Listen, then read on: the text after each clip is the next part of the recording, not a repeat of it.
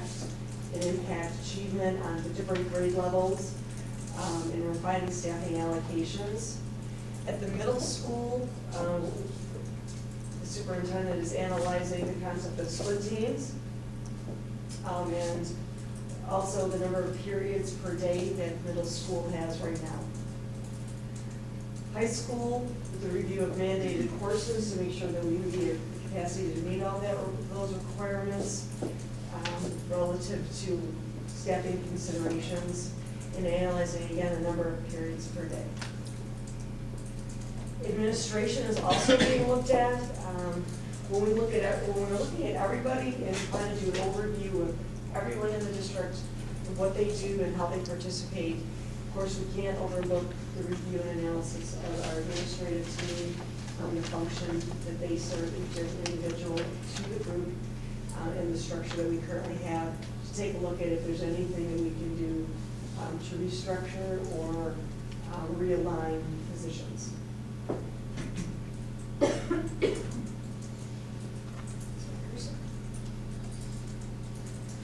One of the things that I'm really starting to work on is basically starting from the ground up on the expenditure budget. I know we've talked about a rollover budget, so we have some generalities about what a rollover budget might look like, but I need to look at each line individually and budget a line-by-line budget. That's my comfort level. I want to know exactly what needs to on every line. The only way to really do that is to look at our history and compare that to where we are right now, so that we can properly project where we think we need to be for 12-13.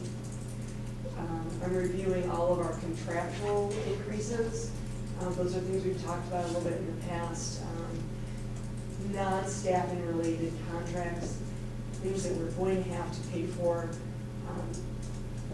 things that we're going to need to budget increases for. So we're estimating those. Our BOCES budget is still not out. That really doesn't come out until February again. We'll be starting to build that as soon as that information becomes available. We'll be working with building principals and the key budget builders to take into consideration their requests for different types of coasters that may be available, things that perhaps we're not utilizing, things that maybe we really should have that we don't. So we'll be looking at all of that in the next month or so.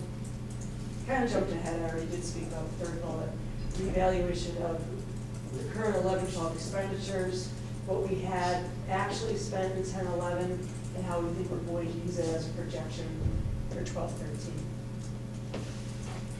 We're going to actually quantify the cost of athletics. The superintendent has asked the athletic director to provide a lot of information to him that then I will utilize in trying to determine what the cost of athletics is, not only from a staffing perspective, but from equipment, from supplies, from an insurance piece, of course, and then a very large part of that is transportation. What does it cost with all the different athletic events cost to transport?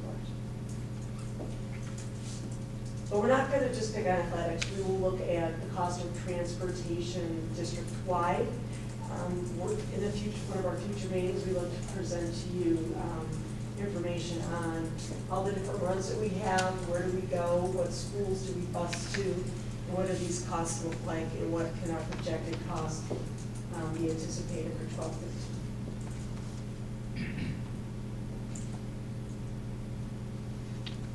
We're hoping that the governor does come out with this budget and we anticipate on the 17th. Because we really would like to get a look at the governor's budget. For good or for bad, the superintendent and I were just saying this afternoon, it would be nice just to know something. So at least you know what you've got to work from. So we are going to be looking, hopefully to get the governor's budget on the 17th. We will analyze the impact of what we'll have as a state aid revenue source. We're starting to get a little bit of incremental information. It's starting to trickle in on property tax limitation. So one of the things that I'm going to be doing very soon and then continue to do is to update our property tax cap limitation formula all the information doesn't come available at once. We do have some of the data now, so I'll be taking a look at that again. An interesting opportunity has arisen where not only can we calculate our own property tax capital limitation, which the district really is quite capable of doing. The issue is that there's a couple different nuances in interpretation of how some of those numbers are derived. So BOCES has hired state aid specialists who actually we do work with in the district to come in on, I believe it's February 6th and 7th, and I've been appointed for February 7th. We'll have individualized meetings to take a look at your calculation methodology to ensure that they feel as though that you are doing it in the best manner that's been prescribed. What I think will be helpful to the district is that it will put probably everybody, all of our neighbors on the same basis of understanding how it should be done, because we do want all of our calculations to be done exactly the same, with the same group of the numbers to come from the same basis. So that way when everything is publicized, or whose cap is this and whose cap is that, we'll be able to think or feel a little bit more confident that we all keep on the same page on it. So I'll be participating in that over at BOCES on February 7th. And then, last but not least, we're going to be assessing our other revenue sources, which are very limited, but we need to take a look at that. One of the things that will be interesting is when we're reviewing this, it's part of our later on in the budget, you'll see that we have an RFP out for banking services. It's not really related, but kind of all ties in. Citizens Bank, we did a lot of our banking work, we still do. Citizens Bank is no longer seemingly really interested in government banking. Apparently they're going in a different direction. So we do have an RFP out for banking services. This could be an interesting part of our evaluation of revenue sources. As interest, even though interest is pretty limited, we'll be able to maximize our interest in other services that the banks will be able to provide to us as one of our revenue sources. So we will be looking at all of our other revenue sources, analyzing where we are, and doing some projections.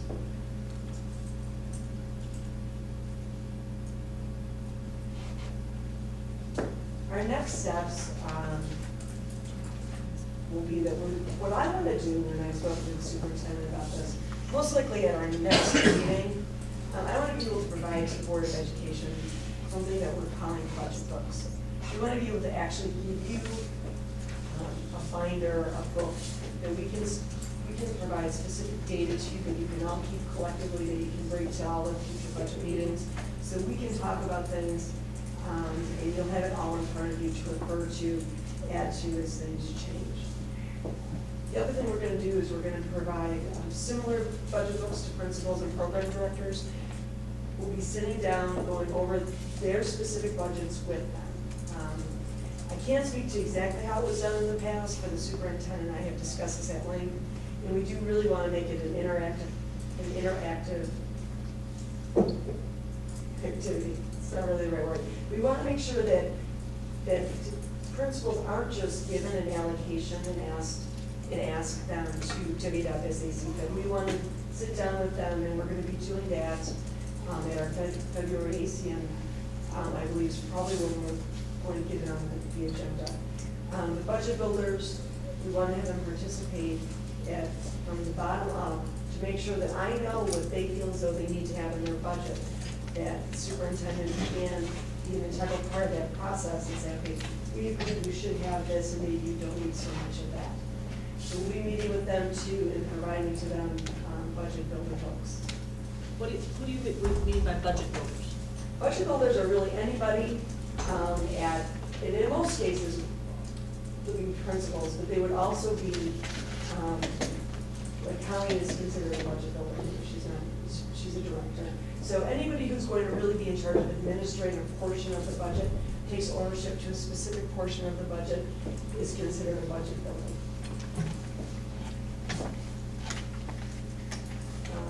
This is something that I've not dealt with in the past, but I understand historically Hamburg has had a budget ambassador committee, and the superintendent has indicated that he is going to be convening a meeting potentially for the 17th and scheduling meetings thereafter. So that are one of the next steps that we will be looking at. And then we're going to continue to provide to the Board of Education regular updates in both the regular meetings and the budget workshops. So though we didn't really have any new numbers or any really information that perhaps you haven't heard in the past, we did want to just sort of give you an idea of where we are, what we've been working on, and where we'll be going from here.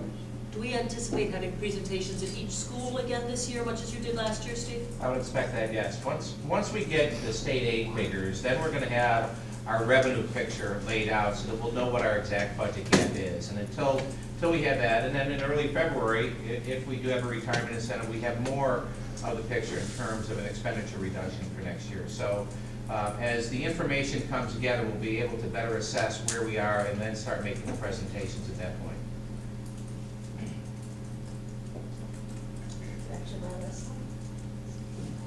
Is there any other questions on our process, where we're going, and where we sort of envision going forward from here?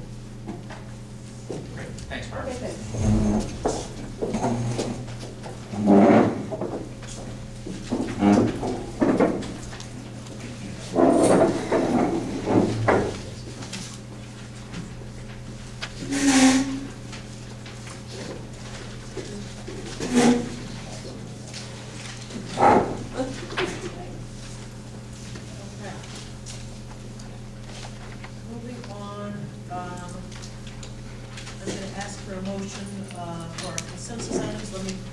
Before I ask for that motion, just to make a quick reference to some of the issues addressed in the consensus items.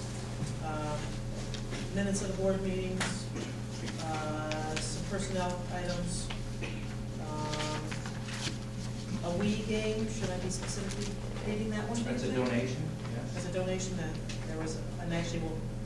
Should we go through each of these as a separate motion, do you think? No, I think the consensus, I think as you're reviewing it, I think it's fine, just review it. Okay. Someone did, we were donated a Wii gaming system for the high school phys ed department. Field trip for the boys lacrosse, team training. Could I ask that we just pull G4B separately and just discuss that before we approve that one separately? Or have the Did you get a motion yet? We haven't got the motion yet, I'm just summarizing. Once we get a motion, I'll Okay. Okay. So there are a couple field trips discussed, and then also some committee and subcommittee and special education that are included in these. Remember on the addendum, we also have the field trip to the Science Olympiad at Canisius College on February 4th. So we have that addendum that we're working on as well. Okay, so let me first ask for a recommended motion that approval be given to all the consensus items under section G. Motion pulling G4B for discussion. And a second for that motion? Second. Okay, and the motion then will be, the motion is to pull G4B for discussion. Then can I request on a vote that approval be given to all consensus items under section G, excluding G4B for the moment? All in favor? Aye. Opposed? Okay, now let us go back to a discussion of G4B. Is that okay? G4B, to read this, it says here, date change of field trip previously approved by the Board of Education on December 13th, the Hamburg Middle School Level 7 Spanish to New York City. We had been hoping there was a request for an extended field trip to the Hamburg Middle School Level 7 Spanish to New York City from April 6th to 15th, 2012. Yeah, two things. One is, I think this is great that these kids get a chance to explore, to do some other things. I've got two concerns with this one, though. One is, it would appear it's 10 days long. The dates are wrong. My understanding is it's to be included within those days, but it's not actually those days. I'm a parent of a kid who potentially might be going, and I think it said 6 to 9 or 9 to, so that it won't actually be all of those days. Okay.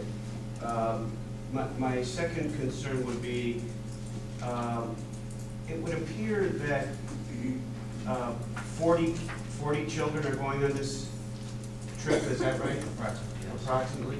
It's open to that many. It's open to that many. My concern would be, we have a great environment for these kids to learn, and we're giving them great opportunities. At the 7th grade, where language is being introduced, it would seem to be a little overkill to send them on a $640 trip. My concern would be, there are some parents that are going to be in that class that can't afford it. What are they going to do? How do you look at your 7th grader in the eye and say, sorry, we can't do that? So it seems a little mismatched. How do you, in 8th grade or 9th grade or 10th grade, outdo the 7th grade field trip of going to New York City? Or in future years, the Art Society might go, they might go to explore museums and do that and say, well, I already went to, and they may not be able to take advantage of it. So Bob, I'm not sure if it's out doing something. First, let me address the following. There is some fundraising that will take place as well. So they're hoping to reduce the impact on individual parents and families based on that fundraising. So hopefully, that money will, take away a portion of that expense. The other part, and I think, we stated at the last board meeting that Greg is working on bringing together all of the field trip aspects and looking at not only the monetary cost of these, but also, is it appropriate? Similar questions to what you're asking. At what level do we go to? Are there more appropriate activities that we can do locally than traveling a certain distance in order to have that take place?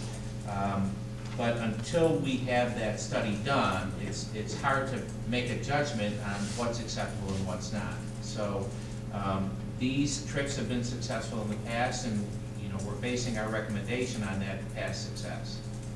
Okay. My concern would be this: at middle school, it can be very difficult for young children to,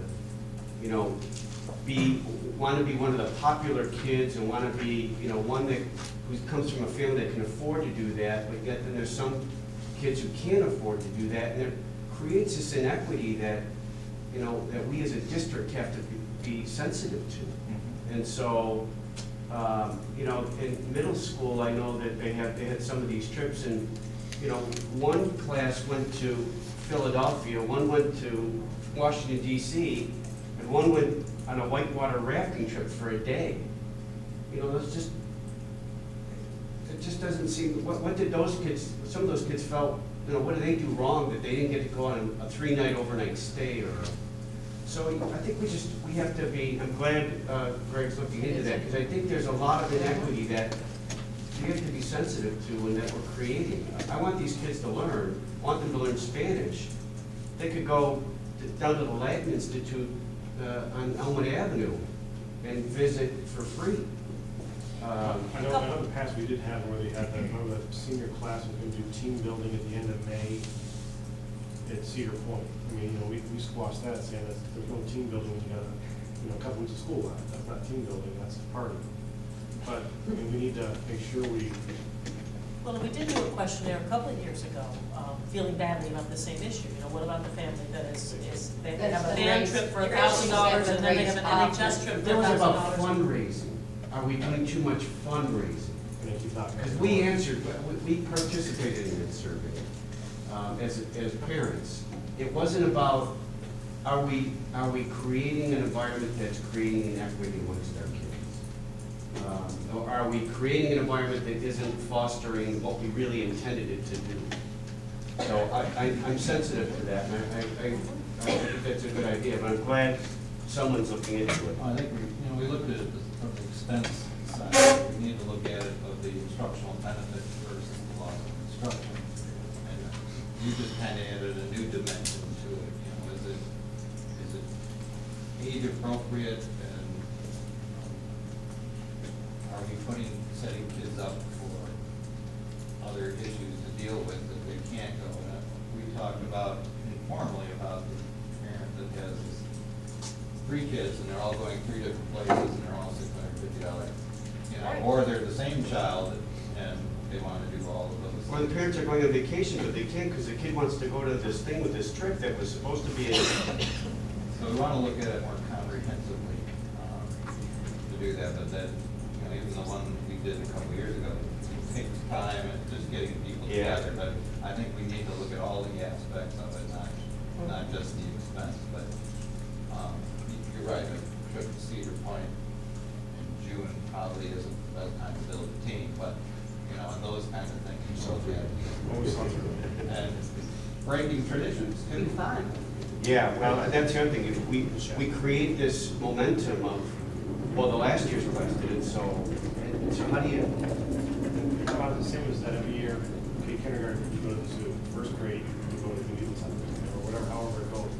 Wyoming, there was something in Wyoming. Yeah, Wyoming. But every time it's something, you know, we said, think outside the box a little bit, you know, be creative, but don't go overboard. And is this something that the board should, I don't know if you want to, I don't know if I can say this, go as far as creating a committee, but like you were talking, so you take a look at all the field trips comprehensively and see how one builds on top of each other, and is there duplication?